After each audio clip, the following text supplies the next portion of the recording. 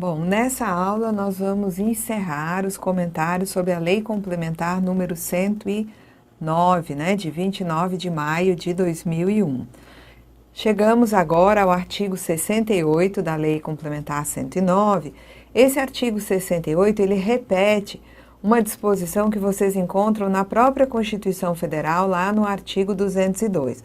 Esse artigo nos diz que as contribuições do empregador, os benefícios e as condições contratuais previstos nos estatutos, regulamentos e planos de benefícios das entidades de previdência complementar não integram o contrato de trabalho, tá?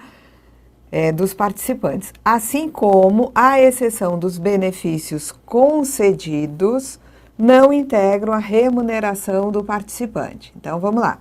Contribuições do empregador, benefícios e condições contratuais previstos em estatutos, regulamentos e planos de benefícios das entidades de previdência complementar não integram o contrato de trabalho dos participantes nem a remuneração dos participantes. Os benefícios concedidos não integram o contrato de trabalho dos participantes, mas eles podem ser considerados rendimentos, no sentido de incidir imposto de renda sobre o valor desses benefícios, se eles têm valor além do limite de isenção. Muito bem. Então, vamos ver como é essa coisa de que não integra o contrato de trabalho, não integra a remuneração. Uma empresa contrata um empregado com um salário de R$5.000. Essa empresa patrocina plano de previdência complementar para os seus empregados. Essa empresa, cria uma entidade fechada e mantém planos de previdência no âmbito dessa entidade para os seus empregados. E a empresa, enquanto patrocinadora, contribui com R$425, para esse trabalhador. Então, o trabalhador contribui para, a previdência complementar e a empresa, enquanto patrocinadora, contribui também pagando todo mês R$425 para esse fundo de pensão, tá? Muito bem.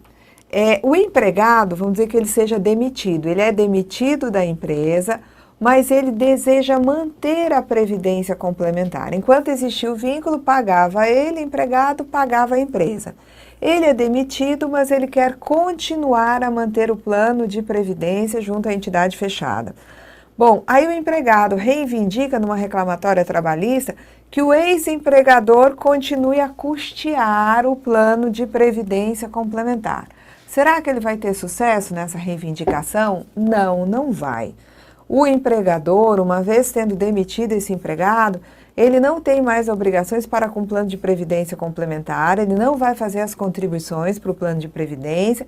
O empregado demitido, o que ele tem é o direito de se autopatrocinar. O empregado foi demitido, quer continuar pagando o plano de previdência complementar, a lei garante a esse empregado que ele continue pagando a parte dele e a parte que antes era paga pelo empregador enquanto patrocinador. Isso é a figura do autopatrocínio, mas é o empregado que paga. O empregado não pode reivindicar que o ex-patrão continue a pagar isso, por quê? Porque as contribuições para plano de previdência não têm caráter remuneratório, não integram o contrato de trabalho. Muito bem. Vamos dizer que uma empresa tem um empregado com salário de R$5.000, a empresa, patrocina plano de previdência complementar operado por entidade fechada e essa empresa, faz uma contribuição mensal de R$425. O empregado é demitido da empresa e ele reivindica por ocasião da rescisão que esses R$425 que a empresa pagava todo mês, para a previdência complementar, eles repercutam no cálculo das verbas rescisórias. Então, ele quer que o patrão, ao pagar as verbas rescisórias, inclua esse valor, da contribuição enquanto patrocinador, para que ele receba um valor maior na rescisão, incluindo esse valor de R$425 que eram pagos todos os meses pelo patrão. Não adianta também. Esse 425, que é a contribuição do patrão enquanto patrocinador para o plano de previdência complementar, ele não vai repercutir no cálculo de verbas rescisórias, ele não integra o contrato de trabalho, ele não integra a remuneração. Muito bem, vamos lá.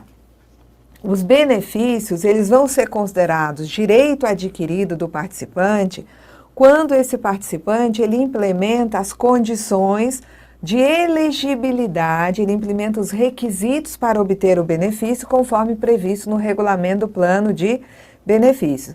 Então, ele atingiu todos os requisitos necessários para obter o benefício dele enquanto, participante do plano de previdência, ele tem direito adquirido ao benefício. A concessão de benefício pela previdência complementar não depende da concessão de benefício pelo regime geral de previdência social. Vocês lembram lá da Constituição, artigo 202, que diz que a previdência, o regime de previdência complementar é autônomo em relação ao regime geral. Então, a concessão de benefício pela previdência complementar não vai depender do indivíduo também se aposentar pelo regime geral, ter um auxílio-doença ou aposentadoria por invalidez pelo regime geral, tá? São independentes. As contribuições vertidas para as entidades de previdência complementar para custear planos de benefício de natureza previdenciária, elas são dedutíveis para fins de incidência de imposto de renda. Então, quem paga a previdência complementar tem direito a deduzir os valores pagos por ocasião, do cálculo do seu imposto de renda. Sobre as contribuições para planos de previdência complementar, não incidem tributação ou contribuição de qualquer natureza. Também não incide nenhum tipo de tributo, nem contribuição, que seria uma espécie de tributo, sobre a portabilidade de recursos, de reservas técnicas, provisões e fundos entre planos de benefícios e entidades de previdência complementar titulados pelo mesmo participante. Então, quando o indivíduo porta recursos de um plano para outro, sobre esse valor dos recursos portados não incidem tributos, não incidem contribuições. A mesma coisa sobre as contribuições que são pagas para a Previdência Complementar, também não existe nenhuma forma de tributação de contribuições calculadas sobre o valor das contribuições. Artigo 70 vetado. O 71 fala de uma vedação. Nos diz que é vedado às entidades de previdência complementar que elas realizem quaisquer operações comerciais e financeiras com seus administradores, com membros dos conselhos estatutários e respectivos cônjuges e companheiros, assim como também não pode realizar operações com parentes até segundo grau dos administradores, dos conselheiros. As entidades também não podem realizar quaisquer operações financeiras e comerciais com empresas de que participem administradores, membros dos conselhos estatutários, ou seus cônjuges ou companheiros ou parentes até o segundo grau, a não ser que seja uma empresa, de capital aberto, onde o administrador ele participa de forma minoritária, ele tem até 5% como acionista dessa empresa de capital aberto. Então, tem uma empresa que a esposa de um membro da diretoria ela é acionista dessa empresa, mas trata-se de empresa de capital aberto e a participação dessa senhora, que é esposa do diretor, é de até 5% enquanto acionista, sem problemas, tá? Também aqui é vedado que as entidades de previdência complementar realizem quaisquer operações financeiras e comerciais, tendo como contraparte, mesmo que indiretamente, pessoas físicas e jurídicas a ela ligadas na forma definida pelo órgão regulador. Então, a vedação inicialmente é de que as entidades realizem operações financeiras e comerciais com administradores, conselheiros, cônjuges, companheiros destes primeiros, bem como também é vedado que se faça operações comerciais e financeiras, se realiza essas operações com parentes até segundo grau dos administradores e conselheiros. Também é vedado que a entidade de previdência complementar realize quaisquer operações com empresas das quais participem administradores, conselheiros, tá? Seus cônjuges ou companheiros e também parentes até segundo grau. Exceção, nesse caso, é se o conselheiro, o cônjuge dele, um administrador, participa com até 5% na condição de acionista de empresa de capital aberto. Aí não tem problema. Tá? E o terceiro item é vedado que as entidades realizem operações financeiras e comerciais, tendo como, né, contraparte, mesmo que indiretamente, pessoas físicas e jurídicas a ela ligadas. Agora, essa vedação dessas operações financeiras não alcança aquelas operações realizadas com patrocinadores, participantes e assistidos. Então, a vedação não se aplica a patrocinador, participantes e assistidos que nessa condição, né, de participantes, de assistidos, de patrocinadores, realizem operações com a entidade de previdência complementar. Compete privativamente à Previc, que é o órgão fiscalizador das entidades fechadas, zelar pelas sociedades civis e fundações. As entidades fechadas, elas se organizam enquanto fundações ou sociedades, né, civis, atualmente sociedades simples. E quem vai zelar por essas sociedades é o órgão fiscalizador das entidades fechadas de previdência complementar, que é a Previc. E não se aplica, nesse caso, as disposições que estavam, né, no antigo Código Civil, nem aquelas contidas no Código de Processo Civil, no sentido de determinar que o Ministério Público desempenhe esse papel. Junto aos fundos de pensão, quem desempenha esse papel é a Previc, não o Ministério Público. Então, né, compete privativamente à Previc zelar pelas sociedades civis e fundações, conforme definido no artigo 31 da Lei Complementar 109. Esse artigo 31 é exatamente aquele que fala das entidades fechadas, que são aquelas acessíveis na forma regulamentada, né, pelo órgão regulador, exclusivamente a empregados de uma empresa ou de um grupo de empresas e aos servidores da União, Estados, Distrito Federal e municípios que passam a ser denominados patrocinadores, né? E também entidades fechadas são aquelas acessíveis exclusivamente aos associados ou membros de pessoas jurídicas de caráter profissional, classista ou setorial, denominados de instituidores. Então, quem vai zelar por essas entidades é a Previc e não o Ministério Público, conforme previa, né, o Código Civil. No novo Código Civil ainda existem essas atribuições relativas ao Ministério Público, mas como a Lei Complementar 109 é de 2001 e o novo Código Civil é de 2002, ainda existe na Lei Complementar 109 referência a artigos do antigo Código Civil. Então, vejam vocês que, no caso de fundações, quem vela pelas fundações é o Ministério Público, né, do Estado onde estão situadas as fundações. E esse, né, dispositivo não alcança as fundações e sociedades simples que sejam entidades fechadas de previdência complementar.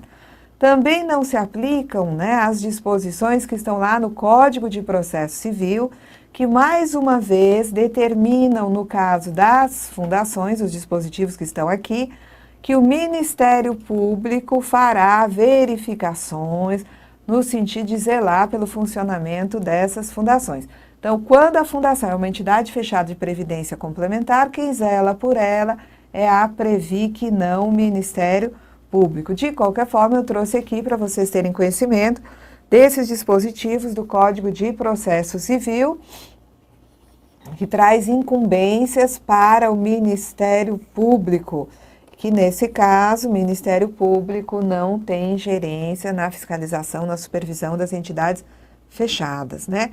A Previc, ela vai atuar, segundo a Lei 11.457, que criou essa autarquia, diz que a Previc vai atuar como entidade de fiscalização e de supervisão das atividades das entidades fechadas de previdência complementar. As entidades abertas, a gente sabe que elas são fiscalizadas pela SUSEP, né? E que elas têm que obedecer à Lei Complementar 109. As entidades abertas também têm, né, as normas que ela deve obedecer na Lei Complementar 109, mas naquilo que a 109 não particularizar, a entidade aberta ela vai ser regulada no que couber pela legislação aplicável às sociedades seguradoras. Vamos lá. Então, até que seja publicada a lei de que trata o artigo 5º dessa lei complementar, as funções de órgão regulador e fiscalizador serão exercidas. Então, aqui vamos resumir. No caso das entidades abertas, essa, né, redação está ok, porque é o Ministério da Fazenda que vai, né, ter essas atribuições de regulador e fiscalizador por intermédio do Conselho Nacional de Seguros Privados, que vai atuar enquanto regulador, e da Superintendência de Seguros Privados, a SUSEP, que atua enquanto fiscalizador das entidades abertas de previdência complementar. No que diz respeito às entidades fechadas, o órgão regulador é atualmente o Conselho Nacional de Previdência Complementar. Tá? Essa é a nova denominação do antigo Conselho de Gestão da Previdência Complementar. E o órgão fiscalizador das entidades fechadas é a Superintendência Nacional de Previdência Complementar, a Previc, que, né, uma vez criada, substitui a Secretaria de Previdência Complementar no papel de fiscalizador. Bom, sem prejuízo do benefício, ou seja, sem que se perca o direito ao benefício, prescreve em 5 anos o direito às prestações não pagas nem reclamadas na época própria, resguardados os direitos dos menores dependentes, dos incapazes ou dos ausentes na forma do Código Civil. Então, o direito ao benefício, ele nunca prescreve. O que prescreve em 5 anos é o direito ao pagamento, quando a pessoa vai em busca de prestações vencidas e não reclamadas na época própria.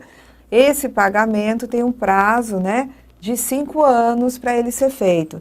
Então, prescreve o direito ao pagamento em 5 anos. Mas, dali para frente, se a pessoa tinha realmente direito, ela vai ter como receber dali para frente. Ela só não recebe o que ficou para além dos 5 anos, ok?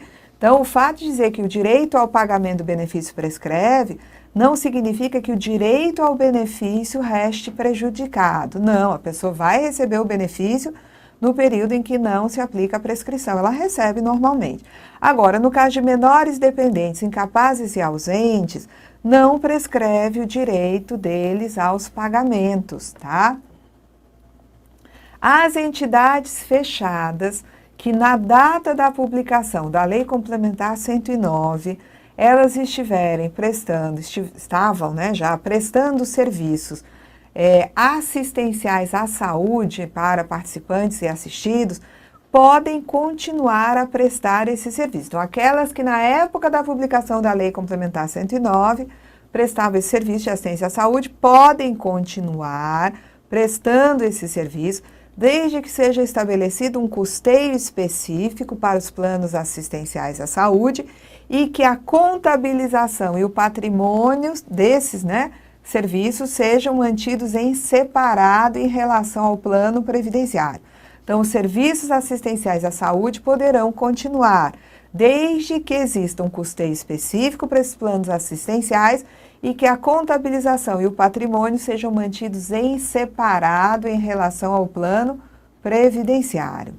Já os programas de natureza assistenciais, de natureza financeira, que envolvem empréstimos a juros muito baixos para os participantes, juros esses, né, de valor inferior à taxa mínima atuarial, né, anual, eles têm que ser extintos. A entidade ela só vai poder manter aqueles compromissos que já estavam firmados. Então, já havia um empréstimo em andamento, então a entidade mantém aquele empréstimo até acabar o pagamento e depois ela não pode fazer novos empréstimos, nem para aquele participante, nem para nenhum outro. E o que é programa assistencial de natureza financeira? É aquele em que o rendimento, tá, nos empréstimos que são feitos, nos financiamentos que são feitos aos participantes, situa-se abaixo da taxa mínima atuarial do respectivo plano de benefício.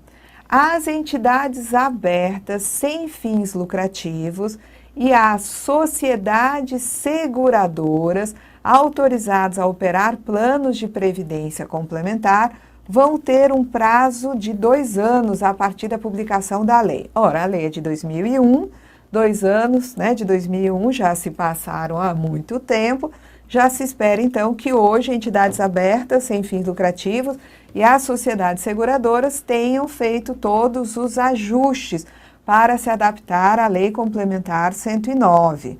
No caso de entidades abertas sem fins lucrativos, já autorizadas a funcionar, é permitido a manutenção de sua organização jurídica como sociedade civil, sendo vedado a essas entidades abertas participar direta ou indiretamente de pessoas jurídicas, exceto nos casos que a gente vai ver adiante.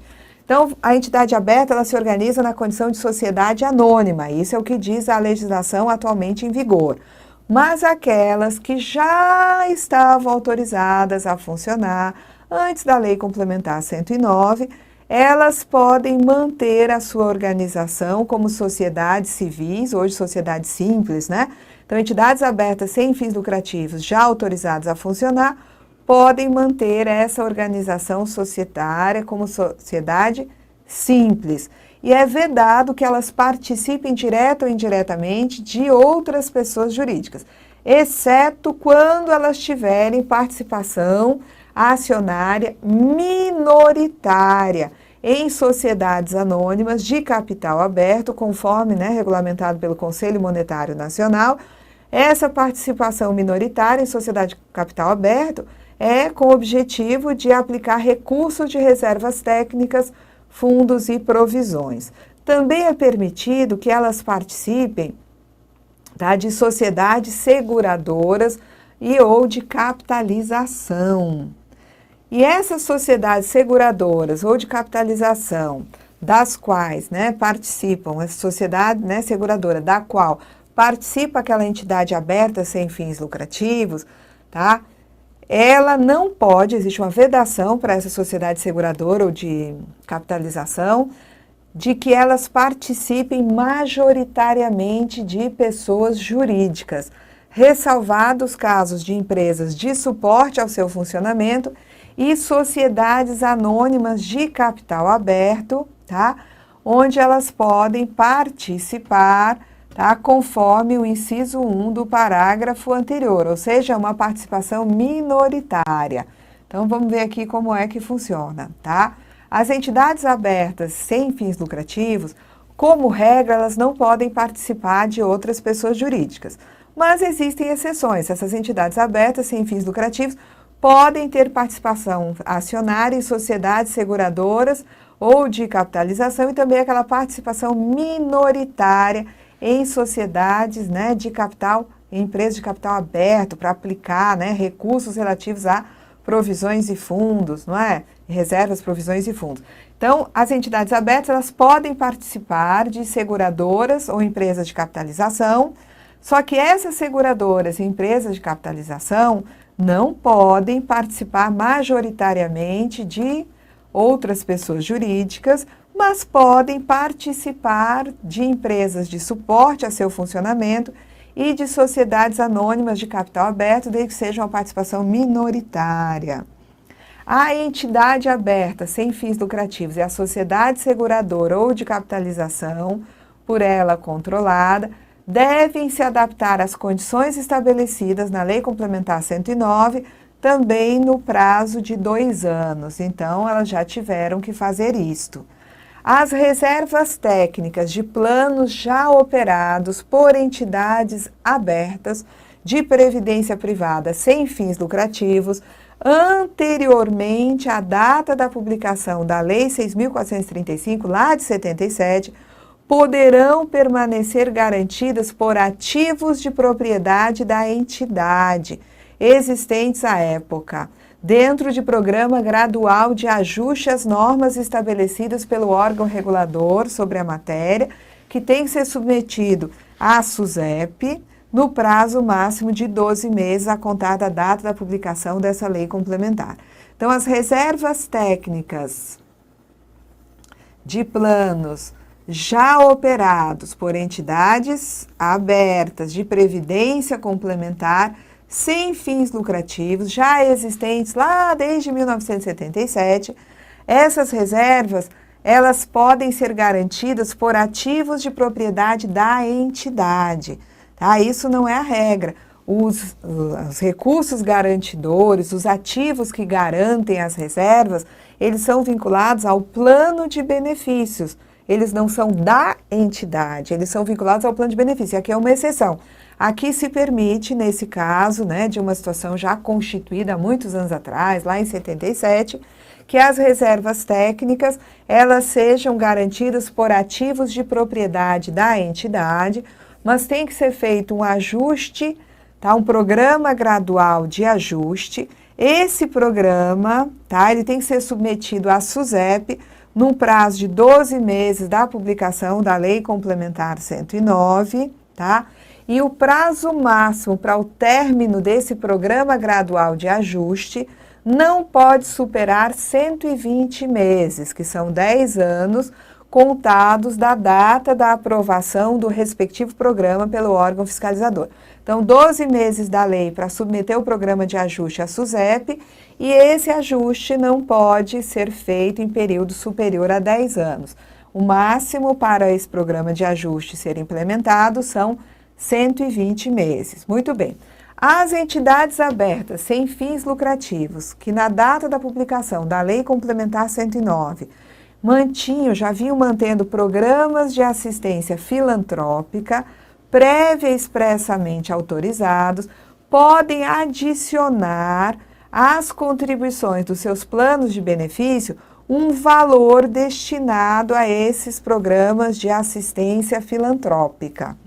Então, além da contribuição, vai se cobrar junto com a contribuição um valorzinho para o programa de assistência filantrópica.